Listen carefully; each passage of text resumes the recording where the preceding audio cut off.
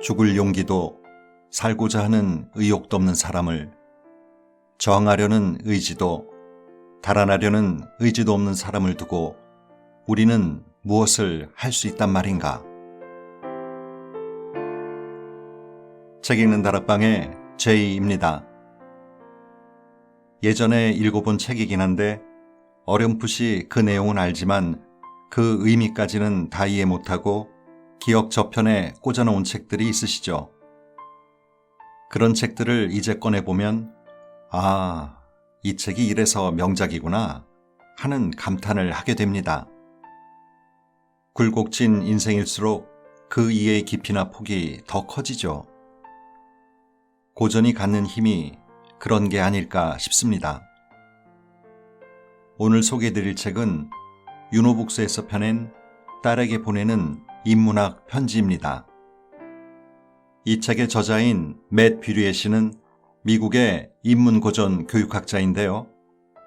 딸이 자랐을 때 지혜를 갖고 이 세상을 살아가길 바라는 마음을 담아 딸에게 선물하기 위해 이 책을 썼다고 합니다.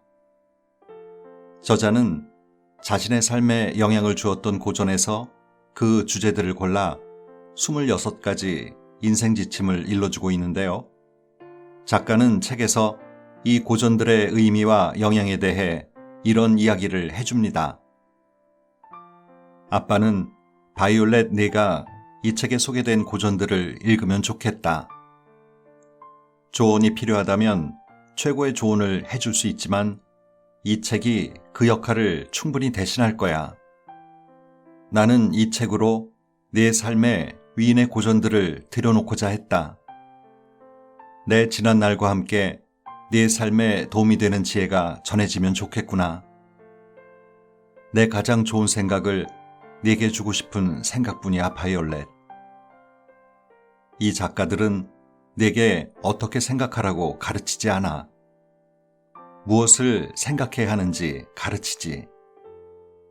그래서 아빠가 너를 위해 상을 차려놓은 거란다.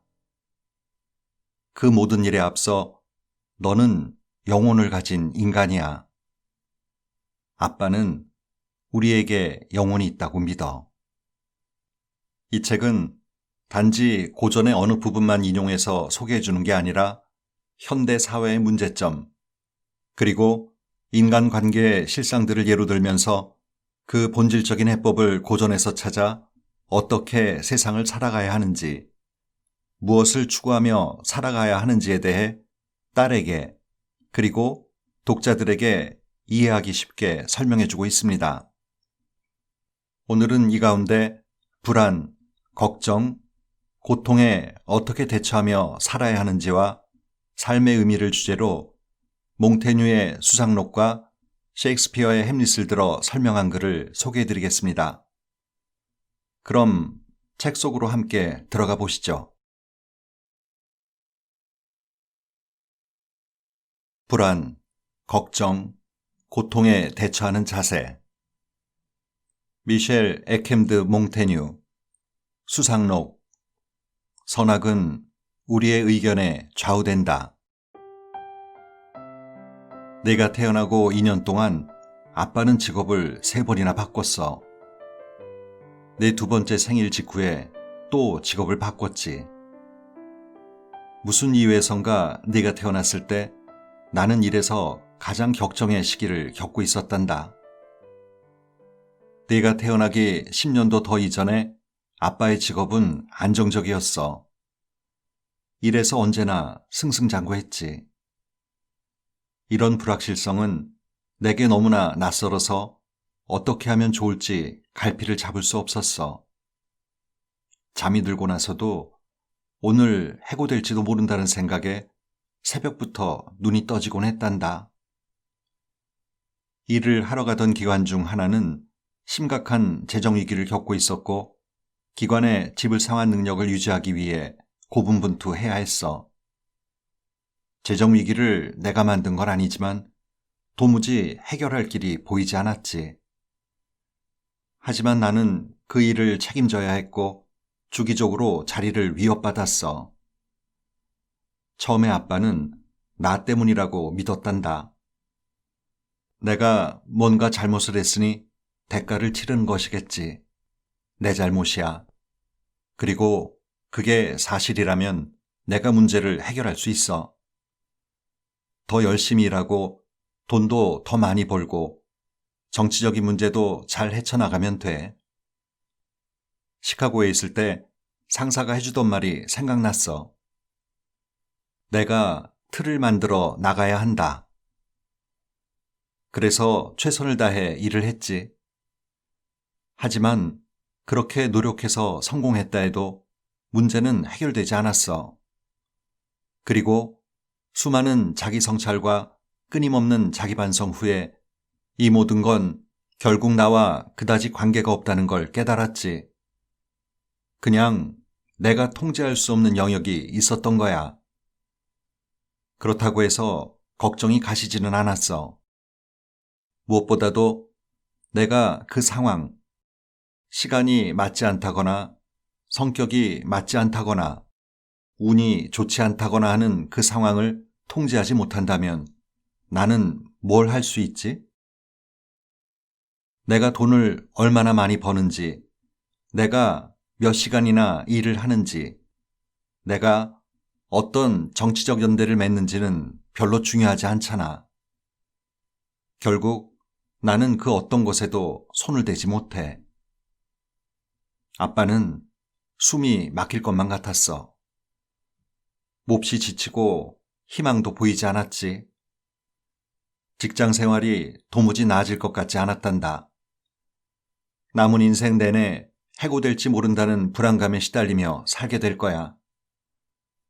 너무나 두려워 속이 아팠어. 잠도 잘 잘 수 없었고 밥도 제대로 먹을 수 없었지. 네 엄마와는 사소한 문제로 다투기도 했어. 나는 온갖 걱정을 집에 가져와서 내 인생을 코너로 몰았단다. 나는 어떻게 하면 좋았을까? 고대 그리스의 격언에 나와 있는 바와 같이 사람들은 사물 자체가 아니라 사물에 대한 의견 때문에 고뇌한다. 우리는 죽음, 가난, 고통이야말로 우리의 근본적인 적이라 여긴다. 선악은 우리의 의견에 좌우된다는 이렇게 시작해. 소크라테스는 죽음이 자신에게 일어날 수 있는 최선이지 않을까 생각했지. 몽테뉴는 소크라테스의 말을 메아리처럼 받는단다. 이 죽음을 어떤 자들은 모든 끔찍한 일 중에서도 으뜸이라고 생각하지만 다른 이들은 인생의 폭풍 속에서 유일한 안식처가 되어주며 자연의 최고선이라고 부른다는 걸 모르는가? 자유를 누릴 수 있는 유일한 곳, 모든 악을 즉각적으로 치료해주는 걸로 알지 않는가? 많은 사람에게 삶은 죽음보다 끔찍해. 그리고 신앙과 미덕, 자신감을 통해 사람들이 죽음을 행복하게 받아들이는 예가 무수히 많아. 남녀노소를 막론하고 가장 행복한 시기에도 죽음을 의연하게 맞이한 자, 자진해서 죽음을 찾아다닌 자, 힘든 삶에서 도피하기 위해서뿐만 아니라 삶에 지쳐 죽음을 선택한 자, 어딘가 다른 곳에서 더 나은 삶의 조건을 만나리라는 희망에 죽기를 바란 자 등 나열하자면 셀 수 없다. 고통. 몽테뉴는 고통이야말로 죽음과 가난을 두렵게 만드는 요인이라 지적하지. 고통은 두 현상의 증상이야. 우리는 죽을 때 일어나는 신체적 고통과 추위 및 배고픔, 창피 등으로 발현되는 가난의 고통을 두려워하지. 하지만 거리낌 없이 고통을 참아내는 사람들도 많아. 의사와 하나님조차 출산의 고통은 어마어마하다고 말한다. 여성들이 그토록 극심한 고통을 참아내는 거라고. 그런데도 그런 고통을 아무것도 아닌 걸로 여기는 나라들이 있다. 여기에 신앙이라는 이름으로 어마어마한 고통을 견뎌낸 순교자들도 있지. 물론 일반적인 믿음도 마찬가지야. 게다가 고통스러운 삶이야말로 우리가 열망해야 할 삶일지도 몰라. 성금요일이 될 때마다 여기저기에서 수많은 남자와 여자가 살이 벌어지고 뼈가 보이도록 마구 때리고 채찍질하지 않는가? 사람은 더 큰 노동과 고통을 감당하는 걸 최우선으로 갈망해야 한다. 모든 형태의 고통은 우리의 삶에 빠져서는 안 될 근본적 특성이야. 그리고 고통 없는 삶은 있을 수 없어. 오래 살면 그만큼 신체적, 감정적, 재정적 고통도 많이 느끼겠지. 그건 중요하지 않아. 중요한 건 고통을 어떻게 느끼는 거란다. 다칠까봐 무섭다면 그 정도 고통을 감내할 일은 아무것도 하지 않겠지. 고통 없이 무슨 훌륭한 일을 완수할 수 있겠어. 여기서 몽테뉴가 말하고자 하는 결론이 나온단다. 무척이나 놀라운 반전이지. 몽테뉴는 돈에 대한 논의로 결론을 내. 몽테뉴의 에세이에서 죽음에 직면할 때 우리에게 주는 교훈에 대해 나올 거라 생각했어. 하지만 돈에 관해 좀 더 심도 있는 논의가 나왔지. 몽테뉴는 3가지 다른 단계를 살아왔다고 해. 첫 번째 단계에서 그는 젊었고 돈이 없었지. 돈을 받으면 그냥 써버렸어. 그는 빚을 엄청나게 지고 말았지. 그에 대해 별로 걱정은 하지 않았어. 두 번째 단계의 인생에서 몽테뉴는 돈을 벌기 시작했단다. 이윽고 그의 수중에 돈이 많다는 걸 알게 되었어. 하지만 뭔가 달라졌지. 그는 돈을 잃을까봐 두려워졌어. 돈에 집착해 구두쇠가 되고 말았지. 그는 어쩌다 자신의 돈이 없어져 버릴까봐 근심했어. 사고가 일어나거나 천재지변이 일어나면 어떡하지? 그리고 더 이상 돈을 벌지 못하면 어떻게 해야 하나? 내게 이런저런 사건이 닥치면 어떻게 해야 하나? 돈이 그를 세속적으로 변모하게 했지. 나는 그걸 비밀로 해뒀다. 내 스스로 대담하게 말을 할 줄 알면서도 돈에 대해서라면 입도 뻥끗하지 않고 거짓말을 했다. 다른 사람들이 그랬듯이 돈이 많으면 가난한 척하고 가난하면 부유한 척하며 가진 걸 결코 보여주지 않으며 마음의 가책을 덜었다. 실로 우스꽝스럽고 수치스럽기 짝이 없는 조심성이 아니겠는가? 여행을 갈까? 내 수중에는 항상 돈이 충분치 않았다. 그리고 돈이 더 많을수록 두려움도 그만큼 커졌다. 노상강도를 만날까봐 혹은 짐꾼들이 영 믿음직스럽지 않아서 내 마음은 그런 일에만 쏠렸다. 생각해보니 돈을 버는 것보다는 지키는 게 더 힘들었다. 내가 가진 걸로 이득을 본 적은 거의 없었다. 그리고 더 많은 돈을 쓸 수 있었는데도 내 걱정을 덜어주지는 못했다. 정말로 필요하다면 목구멍이 포도청이 된 후에야 건드릴 수 있다. 사람들은 아직도 돈을 쌓아놓으려만 하고 점점 그 양을 불려서 결국엔 자기 재산을 적재적소에 제대로 쓰며 즐기지도 못하게 된다. 전부 저장만 해놓고 한 푼도 쓰지 않으려고 한다. 아빠가 젊었을 때는 돈이 한 푼도 없었단다. 돈이 생길 거라는 생각은 하지 않았지. 극장에는 돈이 없었고 문학계는 더더욱 심했어. 작가로 성공한다 해도 장기적 재정 안정을 보장해주지 않는다는 걸 잘 알고 있었지. 아주 소수의 작가들만이 경제적으로 성공하는데 나는 수천 수만의 작가들을 돕는 기관에서 일을 했기 때문에 그게 얼마나 희박한 일인지 잘 알고 있었단다.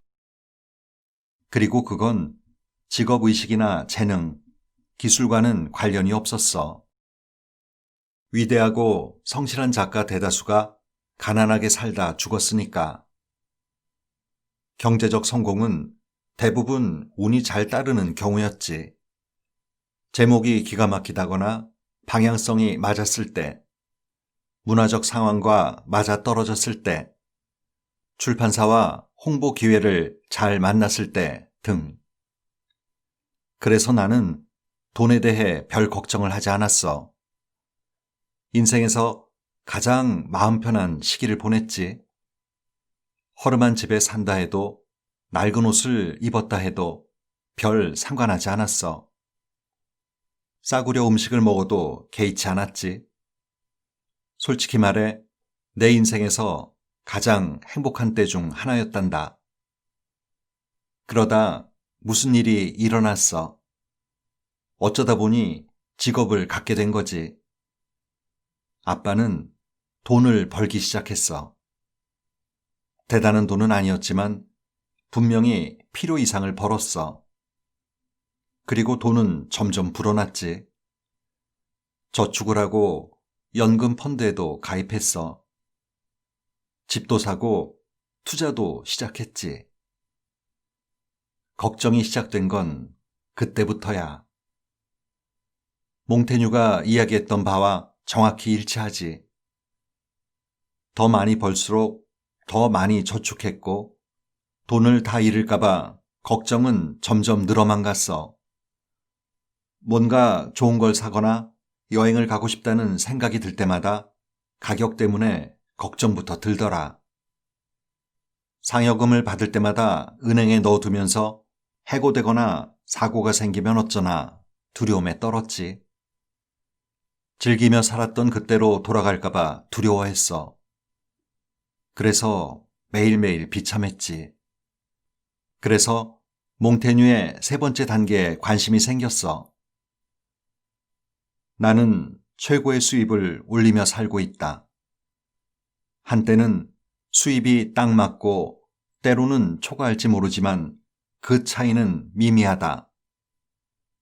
나는 입에 풀칠이나 하고 산다.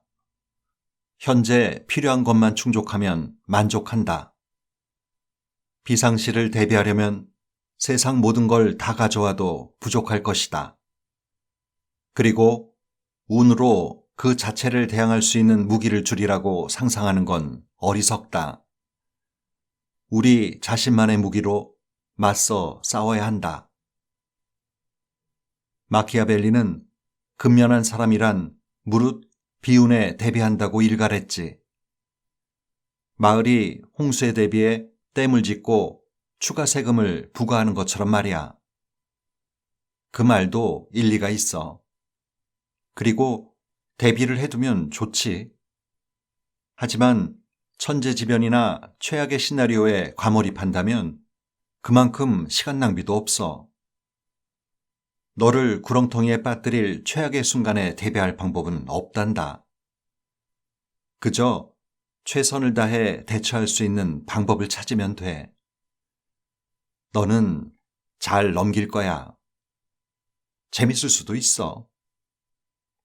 아빠는 공포의 단계에 살았단다. 돈을 잃을까봐 두려워한 게 아니라 돈을 잃을지 모른다는 생각으로 공포에 짓눌려 살았지. 나는 직장에서 해고될까봐, 수입이 없어질까봐 무서워했어. 네 엄마가 안정적인 직장을 다니고 있었고 최소 2년 정도는 편히 살 정도로 예금도 있었는데 말이지. 이게 내 능력 밖이라고 결론 지어버린 건 아닐까? 만약 그렇다면 내가 왜 두려워해야 하지? 내가 무엇 때문에 공포에 떠는 걸까? 공포는 실상보다 더 많이 아빠를 괴롭혔어. 그러니 몽테뉴 에세이의 결론이기도 한 다음 문구는 내게 큰 반향을 일으켰단다. 죽을 용기도 살고자 하는 의욕도 없는 사람을, 저항하려는 의지도 달아나려는 의지도 없는 사람을 두고 우리는 무엇을 할 수 있단 말인가? 의미 없는 삶도 소중히 여기길. 윌리엄 셰익스피어 버전의 햄릿은 1603년 혹은 그보다 1, 2년 더 이른 해에 공연되었다고 알려져 있어. 그리고 1597년 윌리엄 셰익스피어의 외아들이었던 햄릿이 림프절 패스트로 11살의 나이에 세상을 떠났다는 사실도 잘 알려져 있지. 아빠는 이게 우연이 아니라고 생각한다. 공연이 제작되던 동안 햄릿은 그저 또 다른 복수극일 뿐이었어. 당시에는 줄거리가 비슷한 연극들이 많았는데 대체로 주인공이 복수할 길을 찾지만 결국 복수심 때문에 파멸의 길을 걷게 된다는 내용이었지. 그런 줄거리는 엘리자베스 여왕 시대에 그다지 새로운 것도 아니었어. 이미 2000년 가까이 비슷한 연극이 무대에 올려졌는걸.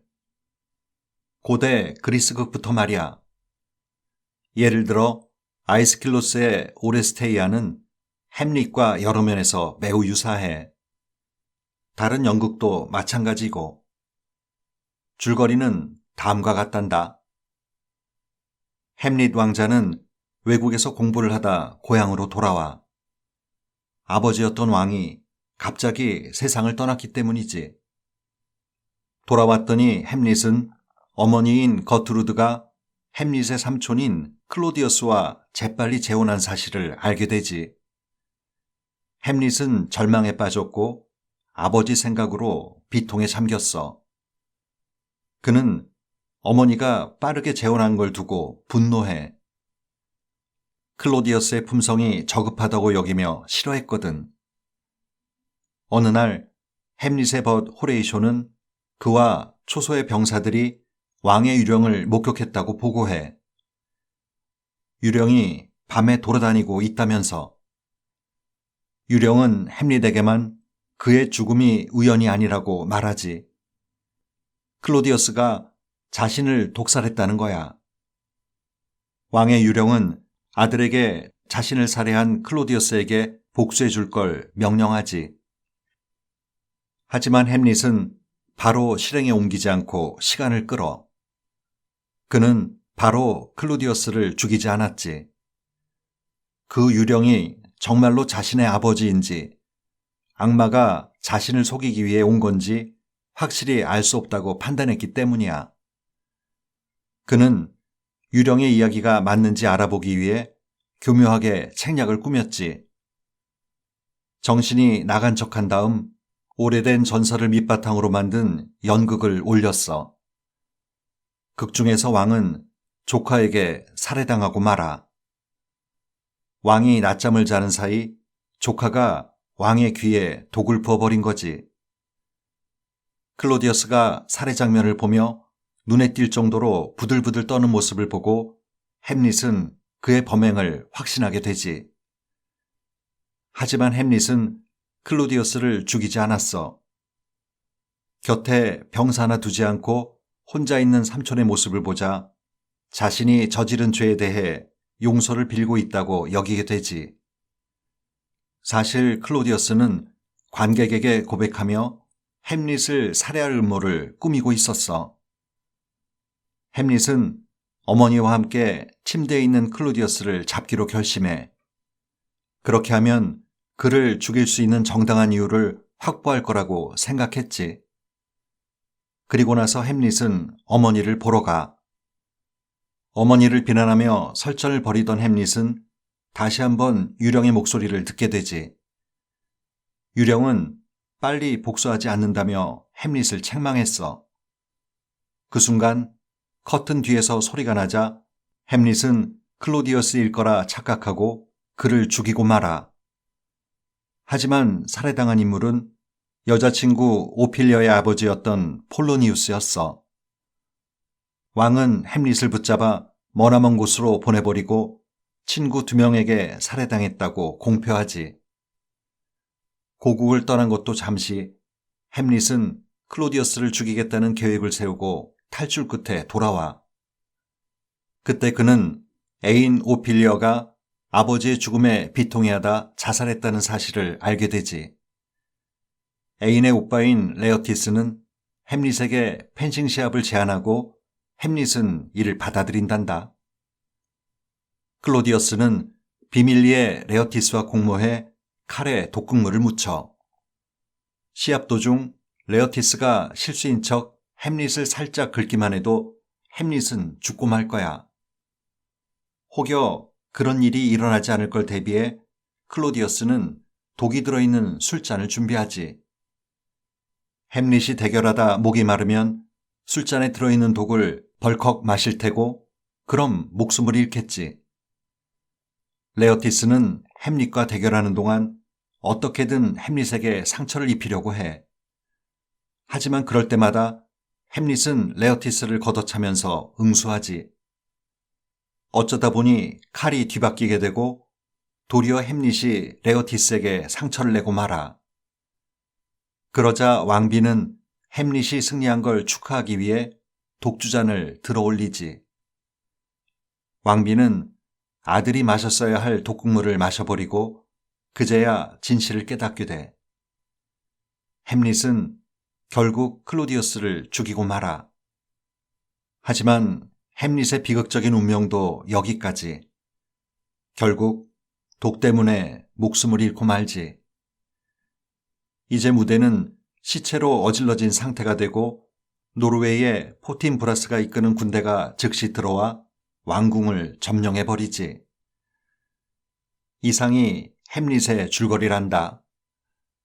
하지만 이게 다가 아니야. 이건 할아버지가 그날 밤 그랜드 캐니언에서 아빠에게 고백한 이야기이기도 해. 햄릿은 그저 흔해 빠진 복수국이 아니야. 햄릿만큼 논란과 비판, 대립, 사랑, 심지어 증오까지 이끌어온 영국 문학은 그 어디에도 없어. 20세기 위대한 시인이라 칭하는 T.S. 엘리엇이 햄릿을 두고 그 불가해한 본질 때문에 예술적 실패라고 평한 사실은 두고두고 회자된단다. 햄릿은 그다지 새롭지 않은 평범한 연극일지도 몰라. 하지만 더 면밀히 검토할수록 더 많이 바뀌지. 어느 순간 너도 수수께끼의 핵심을 결코 빼낼 수 없다는 걸 알게 될 거야. 햄릿은 옳았을까 아니면 틀렸을까? 그는 불가능한 일을 성공한 걸까 아니면 아무것도 이루지 못하고 끝난 걸까?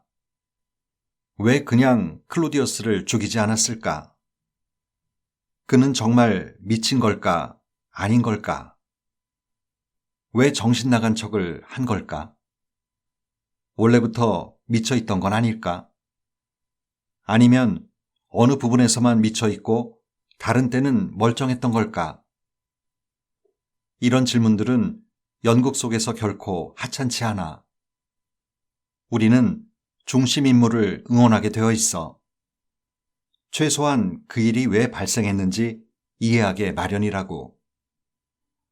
우리는 햄릿을 지지하고 그 사건이 왜 일어났는지도 이해하지. 하지만 우리는 결국 그 사건이 그래서 어떻게 되었다는 건지 알지 못해. 그리고 우리가 햄릿을 응원한다고 해도 동시에 끔찍하고 용서받지 못할 범죄를 저지르는 한 남자를 바라보고 있어. 햄릿은 오피리어를 완전히 무지막지하게 대했고 실수로 그녀의 아버지를 죽이고 말아. 그런데 그 일에 대해 후회도 하지 않지. 그래서 오피리어가 미쳐서 자살을 하는 것도 무리가 아니야. 하지만 자살했다는 이유로 교회에서 적법한 장례 절차를 허가해주지 않아 구원도 받지 못하게 돼. 장례식에서 햄릿은 오피리어를 잃고 괴로워하는 오빠 레어티스를 조롱해. 햄릿의 경솔한 행동 때문에 졸지에 온 가족을 다 잃었는데도 말이야. 마지막에서 악은 벌을 받았냐고? 모르겠어. 선이 승리했을까? 아니라고? 맞아? 모든 것의 중심에 있던 햄릿은 소설 속 완벽한 인물의 전형이지만 결점도 많고 잔인하며 제정신이 아닌 사이코패스일 가능성도 높아. 그런데 우리는 왜 그를 응원하는 걸까? 어느 시점에서 아마도 최악의 상황에서 우리들 모두는 햄릿이었던 적이 있기 때문이지. 우리 모두는 비밀이든 아니든 햄릿이 그토록 자신을 소모시키고 괴롭혔던 질문을 즐겼어. 이 모든 게 다 의미가 없다면? 우리는 평생 뭔가, 즉 돈, 권력, 사랑, 영광을 이루려고 분투하며 살아. 그렇게 해서 우리가 전 세계를 정복한다 해도 먼지 속에 냄새나는 시체로 끝나고 말겠지. 그렇게 무심한 우주 속에서 해야 하는 질문은 어떻게 살아야 하는가가 아니야. 왜 살아야 하는가이지. 산다는 건 고통이란다.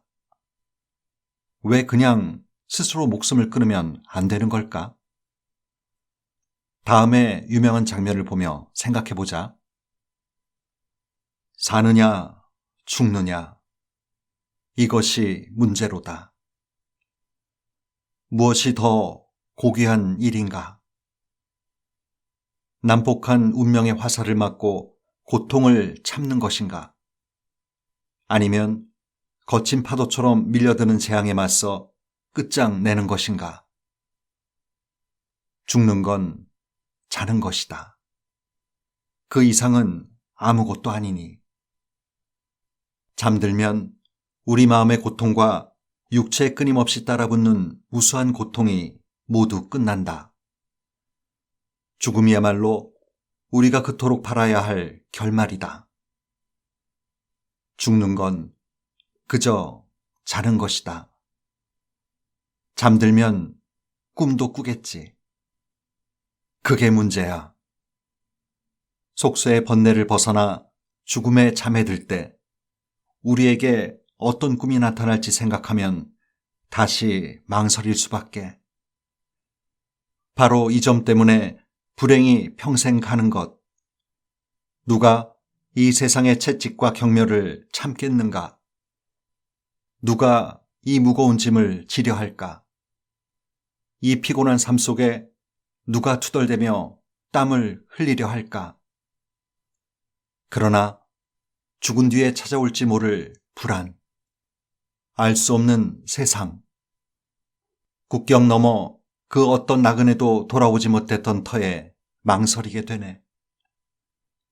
우리가 알지 못하는 다른 세상으로 날아가느니 차라리 고통을 참고 견디게 만드는구나. 그리하여 양심의 가책으로 우리는 모두 겁장이가 되어버리고 본래 결심의 낯빛은 생각의 창백함으로 발해버리며 지극히 중대하게 차오르던 계획도 행동이란 이름을 잃고 점점 희미해진다. 사랑스러운 오필리어, 요정이여, 그대의 기도 안에서 내 모든 죄를 기억해 주오. 햄릿이 살았던 세상은 전적으로 타락한 세상이었어. 모두가 그를 배신했지. 친구, 연인, 참모, 왕, 어머니까지. 그는 철저하게 혼자였어. 국가, 가족, 친구, 연인과 맺었던 끈끈한 연은 모두 산산이 부서지고 말았단다. 하지만 햄릿에게 이런 역경이 찾아오지 않았다 하더라도 의문은 여전히 남아. 그래서 어쩌라고? 내가 100만 달러를 번다고, 왕이 된다고, 연인을 만난다고 해서 어떻게 된다는 거지? 나는 죽음을 두려워하는 게 아니야. 의미의 부재가 두려운 거지. 우리의 삶은 물론이거니와 우리의 업적도 의미가 없다. 우리는 암도 치료할 수 있고 세상을 노예로 만들 수도 있어.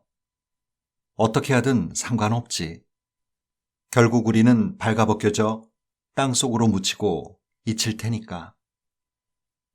우리가 햄릿을 볼 때 공포를 느끼는 사람이 나 혼자만이 아니라는 걸 알게 돼. 다른 이들도 똑같이 느껴. 그리고 그리스인들이 잘 알고 있었듯이 단순한 연극 하나가 우리를 문화와 지역을 넘어 한 인류로서 동질감을 갖게 해주지. 잠시만이라도 두려움을 내려놓고 우리 마음을 괴롭히는 공포에 대해 진지하게 생각해 보는 거야. 그래서 우리는 무엇을 해야 하지? 햄릿은 어떻게 할까? 두려운 마음은 가득했으나 햄릿은 포기하지 않아. 무심한 세상에 맞서 올바르고 고귀한 일에 행동을 개시하지. 그건 바로 도덕과 규율을 바로잡는 일이야. 그가 자신의 행동으로 살인자, 배신자, 암살자라는 오명을 뒤집어 쓴다 해도 말이다. 그랜드 캐니언을 다녀온 지 수년이 지나도록 할아버지가 왜 아빠를 그곳에 데려갔었는지 알지 못했어. 나는 젊었고 명성과 부를 한창 쫓을 때였으니까. 그는 내게 원대한 계획을 세우기에 앞서 그런 건 중요치 않다는 걸 보여주고 싶었던 거야. 할아버지는 돈도 많았고 지위도 높았으며 주변의 신망을 받았단다. 그때도 지금도 정말 훌륭하신 분이야. 하지만 그게 그랜드 캐니언에 무슨 의미였을까? 그게 무슨 상관이지? 그랜드 캐니언은 우리 앞에 있었고 우리가 죽고 없어진 후에도 오랫동안 그 자리에 있을 거야. 저 빠른 물살은 우리가 죽든 살든 관심 없어. 우리가 유명해지든지 무명시가 되든지 알 바 아니지. 그저 우리는 물길을 여행하는 자그마한 물질 중 하나일 뿐. 할아버지는 자신의 야망을 너무 심각하게 받아들이지 말라고 이야기하셨던 거였어. 하지만 그래도 밖으로 나가서 세상을 보고 모험을 하며 인생을 즐기기를 바라셨지. 아빠는 할아버지가 삶을 무의미하게 여기셨다고 생각하지 않는다. 오히려 삶이 소중하다고 믿으셨다 생각해. 셰익스피어도 그렇게 생각한 것 같아. 윌리엄 셰익스피어는 외아들이 끔찍하게 죽고 나서 무서운 악마와 씨름을 한 것 같다. 어느 시점에 그가 이렇게 물었을 것 같아. 이 고통을 안고 살아가야 하나? 왜 나는 스스로 목숨을 끊지 못하는 걸까? 뭐가 중요해서? 내 생각엔 그 시점부터 셰익스피어는 삶을 아주 사랑하기로 마음먹은 것 같아. 햄릿에서 윌리엄 셰익스피어는 모든 인류를 공포에 떨게 했던 질문을 하고 대답했어. 의미가 없다면 어찌할 것인가? 지금 놓인 삶이 전부라면. 그게 사실이라 해도 삶은 아주 소중해. 햄릿도 그렇게 느꼈을 거야. 그는 알렉산드로스 대왕과 카이사르 같은 사람을 존경했지만 결국 평범하게 살길 원했지.